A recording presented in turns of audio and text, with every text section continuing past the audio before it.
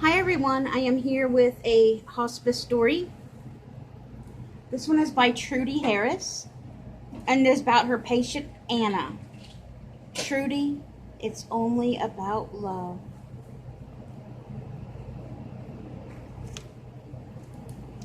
Anna's husband had died in our hospice program. She wanted to honor his memory in some special way, and she came to speak with me about it. He loved the outdoors, she said, nature and the beautiful things in the garden. We were just beginning to build the hospice center at that time, and we planned to have it surrounded by beautiful gardens. So she decided on one garden in a special corner spot that she liked the best. And so this garden just outside my office window was named in honor of her beloved husband. It became Anna's custom to visit me often and to stay for a while in his special garden. Anna apparently was not very well herself. She said nothing, of course. That was not her way. But her breathing came in short pants, and her collar was not good. She struggled getting in and out of the car, but she visited me often, and we became fast friends. She had a crusty way about her. Tough, no nonsense. Say it like it is. And we enjoyed our time together. She asked to meet in my office frequently to split a tuna salad sandwich with chips and a soft drink, and the menu never varied. Every time Anna visited me, she would empty a large manila folder on my desk, reflecting a large financial portfolio. "Don't you want to look at this? It's all yours," she would say with a big smile. At first, I had no idea what she meant and was taken aback that she trusted me with such personal information. Slowly but surely over time, she told me many things about herself, including the fact that she had no children. She had helped many in her family financially over a long period of time, and now she wanted to make a difference for others in a completely new way. My role as president of the Hospice Foundation for Caring gave me the opportunity to make friends with many people who more often than not came to understand and value the work of our organization. They wanted to ensure that we would always be able to care for those who needed our help. Anna felt strongly about wanting to help us care for terminally ill children and adults who needed us at this very special time in their lives.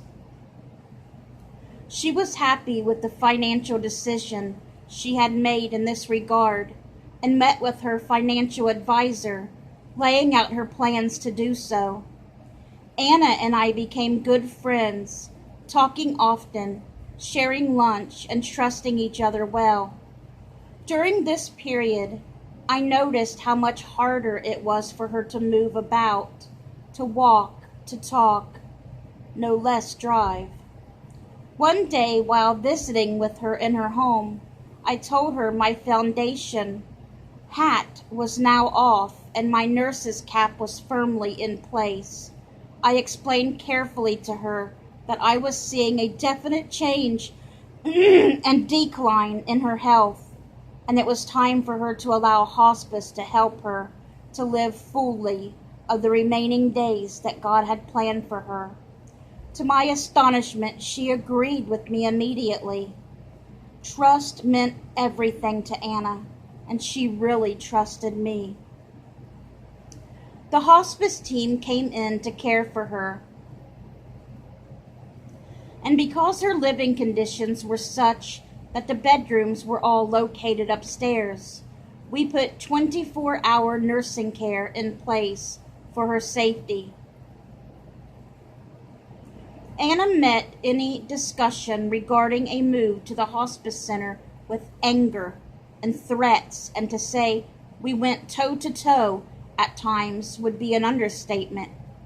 I cared deeply for Anna. She knew it. She believed it. She trusted it. And better than anything else, she knew it had nothing to do with her money or her gift plans for our hospice program. We spoke often about heaven and the afterlife, which she believed in. She was not sure about all the intimate details of God, but she believed in Him, trusted in Him, and wanted to understand Him better. Her time was running out, and she sensed she had work to do. Anna was spending most of her time in bed now, and declining more each day. She was pleased that she had been able to finalize most of her plans for the future of the hospice programs and the people she cared about most.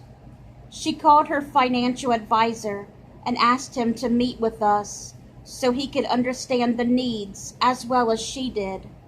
On top of all the other gifts she had given to hospice, she wanted desperately to set up a special fund to serve more than 80 terminally ill and dying children cared for in our hospice program.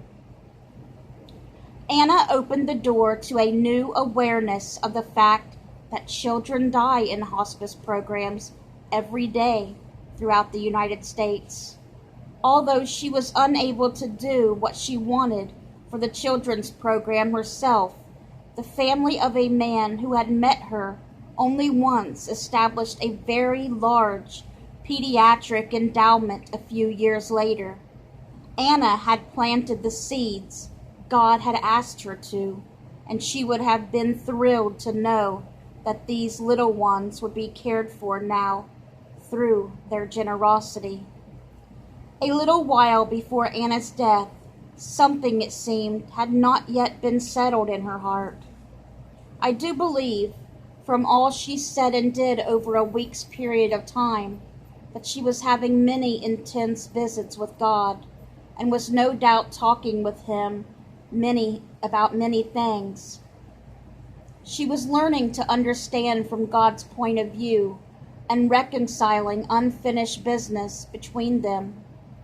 During the last week of her life, when I visited each day, Anna would lie quietly, hearing my voice praying with her, but never reflecting by word or action that she knew I was there. She did this for 3 full days, taking nothing in and not responding in any way. I arrived on the 4th day, early in the morning, and spoke softly to her, with my face close to hers. She opened her eyes wide and smiled a very tender and beautiful smile. "Trudy," she said, "it's only about love. Do you know that? Only about love, nothing more, nothing less." Her face reflected a radiance and peace I had not seen in her before. She then simply closed her eyes. Jesus tells us in Scripture to set our hearts on the greater gifts. I believe Anna did just that in those last 3 days of rest and found her gifts when she arrived in heaven.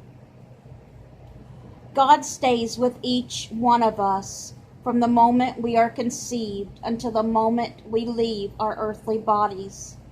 He is making Himself known to us in many ways and through all kinds of people and experiences. He asks us to be like Him, to follow His example, and to be His disciples, and He is teaching us how. Even when we do not know He is near, He tells us, "Be still and know that I am God." Psalm 46:10.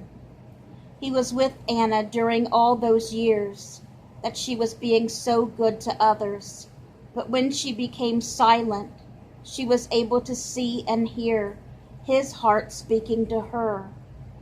It is good for us to be still and listen. Good night, guys.